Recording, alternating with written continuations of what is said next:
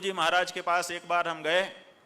हमने जाकर के उनसे पूछा, गुरुजी बहुत से लोग हमारे पास आते हैं, आकर के अपना दुख कहते हैं, तो हमको कोई ऐसी शक्ति दे दीजिए जिससे हम उनका दुख दूर कर सकें, और या तो फिर उनका दुख न सुनने का हमको आदेश कर दीजिए कि हम उनका दुख ही न सुने, क्योंकि दुख सुन लेने के बाद अगर हम उसको दूर नहीं कर पाते हैं तो दिक्कत होती है, मन में हमारे असंतोष व्याप्त होता है। तो गुरु महाराज ने कहा, देखो दो बात है, एक तो जब वो अपना दुख बताएं तो उसको बड़े धैर्य से सुन लिया करो। हमने कहा उससे क्या होगा? उन्होंने कहा उसका आधा दुख केवल तुम्हारे सुन लेने से दूर हो जाएगा, कि किसी ने हमारे दुख को गंभीरता से सुन लिया, क्योंकि आजकल तो कोई सुनने वाला भी नहीं।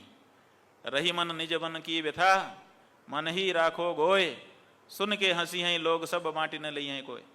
नीतिकार कह रहा है कि अपने मन की व्यथा को आप छुपा करके रखो, जिससे कहोगे वो बांटेगा तो है नहीं और आपके ऊपर हंसेगा। और आजकल तो कमजोरी किसी को बता दो तो उसका लाभ लेने लग जाता है व्यक्ति। तो ऐसी परिस्थिति में कम से कम तुम उनकी बात को सुन लोगे, सुनने से भी उनका दुख हल्का हो जाएगा।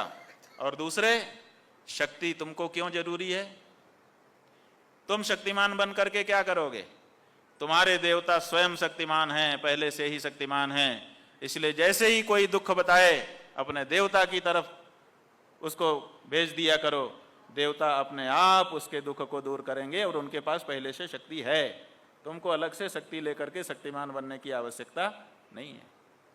तो हम लोग वो करते हैं और भगवान की दया से सबके दुख दूर होते हैं। कहावत है कि साधु का पेट और आश्रम का गेट बड़ा होना चाहिए।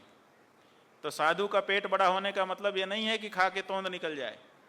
पेट बड़ा का मतलब ये है कि जिसकी बात सुने उसको पचा ले, पचाने की क्षमता होनी चाहिए। नहीं तो इनकी बात सुना इनको बता दिया, उनकी बात सुना उनको बता दिया, तो क्लेश और हो जाएगा।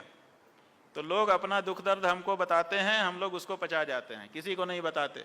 भगवान को केवल बताते हैं कि भगवान इसके लिए आप कृपा करिए, इसके अलावा कहीं नहीं बोलते। लेकिन सुन लेने से भी लोगों का दुख कम होता है।